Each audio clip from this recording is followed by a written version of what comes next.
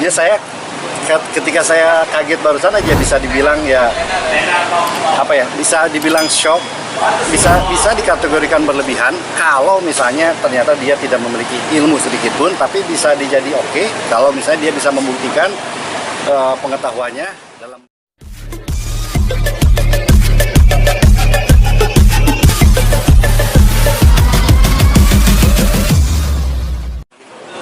Semua orang punya hak. Pertama ini, semua orang punya hak untuk menjadi apapun juga, terutama di pemerintah Indonesia ini, menjadi apapun untuk negara ini, untuk mencintai negara ini dengan cara apapun, sah-sah aja, boleh-boleh aja. Tapi tetap memang alangkah indah dan baiknya jangan sampai dibonekakan orang lain atau dibonekakan oleh hawa nafsu.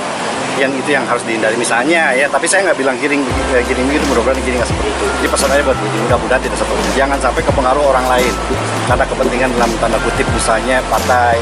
Saya kebetulan bukan orang partai dari zaman dulu sampai sekarang, dari sejak lahir sampai sekarang saya bukan orang partai. Misalnya ada partai A yang mendorong kita untuk naikin nama partainya sendiri, artis jadi boneka, soal jadi enggaknya jadi bupati, soal jadi enggak jadi presiden, nggak apa-apa, yang penting si partai ini ke bawah. Nah ini yang waspada teman-teman artis, tolong jangan sampai termanfaatkan seperti itu, karena jabatan itu bukan mainan, tapi betul-betul bagian dari sebuah tugas yang mulia yang tidak mudah untuk dilaksanakan. Walaupun saya sendiri termasuk adalah pejabat yang sangat gagal di Indonesia, mungkin termasuk orang yang gagal karena saya tidak bisa menyelesaikannya.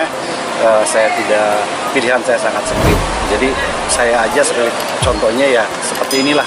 Jadi tolong mudah-mudahan teman-teman artis jauh lebih pandai, lebih cerdas dari saya, bisa memilih, jangan sampai mau dibonekakan orang lain, dibonekakan partai, dibonekakan oleh hawa nafsu.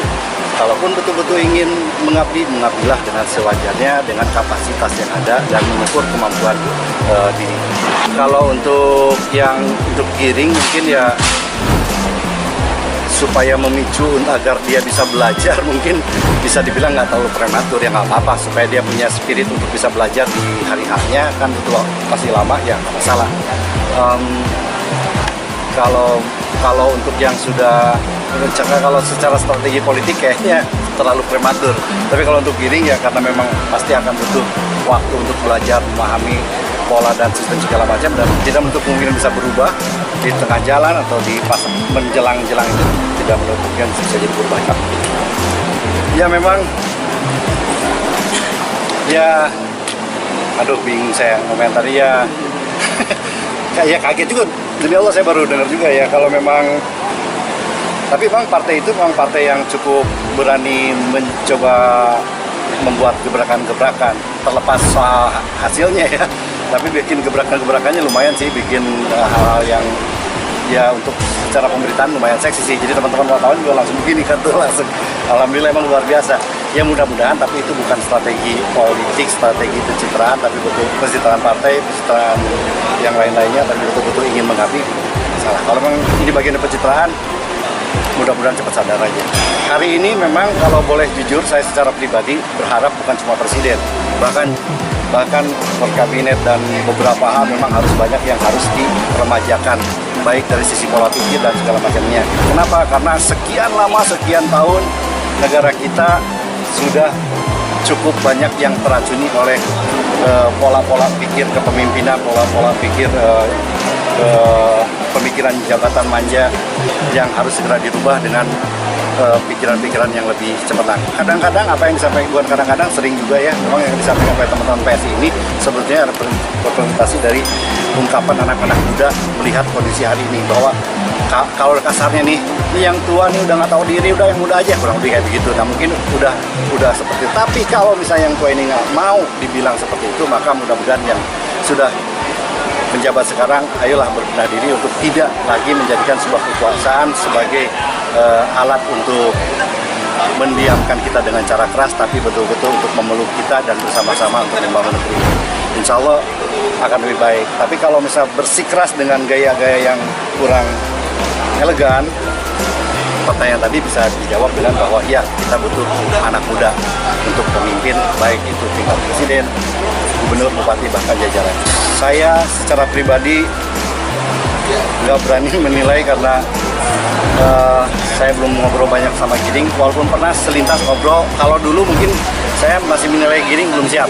Oh enggak nih, belum siap nih. Pernah, tapi itu dulu mungkin sekarang udah siap, saya nggak tahu. Udah lama saya nggak ketemu. Jadi kalau dulu saya merasa bilang Giring belum siap, belum tahu banyak apa yang terjadi di dalam. Sekarang ini terlalu banyak orang-orang yang merasa, gua yakin Indonesia akan maju dengan begini, gua yakin daerah ini akan maju dengan begini. Kenapa nggak begini aja pas segala macam? Kenyataannya sulit, Pak. Kenyataannya nggak mudah segera itu. Bahkan ada seorang pemimpin yang berpikir bahwa menjadi gubernur atau menjadi bupati itu seperti kita memiliki perusahaan. Nggak bisa, kita nggak boleh mencat kepala dinas kalau nggak ada permasalahan yang betul-betul ini mindahin tugas segala macam, itu bisa dituntut balik. Nggak seperti di perusahaan, nggak bisa seenaknya. Jadi kadang-kadang mereka tidak tahu hal itu. Kadang-kadang juga ada para calon kepala daerah yang menjadi kepala daerah atau mencalon menjadi kepala daerah hanya karena ingin punya kekuasaan biar bisnisnya lancar, biar bisa parkir seenaknya, biar ini. Jadi nawaitinya udah ngaco semuanya kebanyakan. Nah, tahu mudah-mudahan mungkin Allah sedang memperlihatkan saya dengan orang-orang seperti itu, karena yang datang ke saya, ketemu saya rata-rata begitu pikirannya. Ya sedih lah, tapi mudah-mudahan di luar sana masih banyak yang lebih baik. Ya, ya saya ketika saya kaget barusan aja bisa dibilang ya apa ya, bisa dibilang shock, bisa dikategorikan berlebihan kalau misalnya ternyata dia tidak memiliki ilmu sedikit pun, tapi bisa dijadi oke kalau misalnya dia bisa membuktikan pengetahuannya dalam bentuk mungkin nanti diundang oleh politisi mana apa segala macam, mungkin bisa kita lihat, oh dia ternyata memang layak. Kalau hari ini saya belum lihat dia ngomong apa, belum lihat dia ditanya oleh panelis mana apa segala macam, belum teruji. Nah, tapi kalau memang dia betul-betul ingin menjadi lebih siap lagi, mudah-mudahan waktu menuju ke pencalonan nanti dijadikan waktu yang panjang ini menjadi tempat untuk dia lebih belajar, lebih mengenai Indonesia, karena ada di buku kepemimpinan itu. Lebih banyak di alam, di lingkungan, bagaimana dekat dengan masyarakat. Kayak seperti itulah. Sekarang pemimpin kan kebanyakan kena penyakit kursi, duduk di kursi belagu jadi gede begini. Berarti nggak ada di buku kan? Padahal memang kenyataannya banyak setelah kelamaan di kursi jadi jalan aja begini. Gitu kan? Makanya konsep kalau zaman saya dulu mimpin, konsepnya saya lesehan duduk. Kenapa? Karena biar sadar bahwa semua pemimpin, apapun profesinya, apapun pangkatnya, semua pasti akan dimakamkan di bawah, akan bersama rata dengan siapapun juga termasuk rakyat. Jadi bisa tidaknya menjadi pemimpin sebetulnya sangat tergantung dari di atas. Karena pemimpin ini bukan seperti profesi biasa. Ini adalah amanah suara rakyat dari Allah. Saya pernah dibilang oleh seorang gubernur, wah Kang Diki dan pinter ya, katanya bisa hafal begini. Ya, saya cuma lulusan SMA Pak, saya cuma lulusan SMA, saya jadi pejabat itu saya nggak tahu karena Allah. Saya bisa membuat program ini, saya membuat RKPD, RPJMD pola seperti ini bukan karena saya pintar, karena saya nggak sekolah, cuma lulusan SMA. Kenapa saya bisa?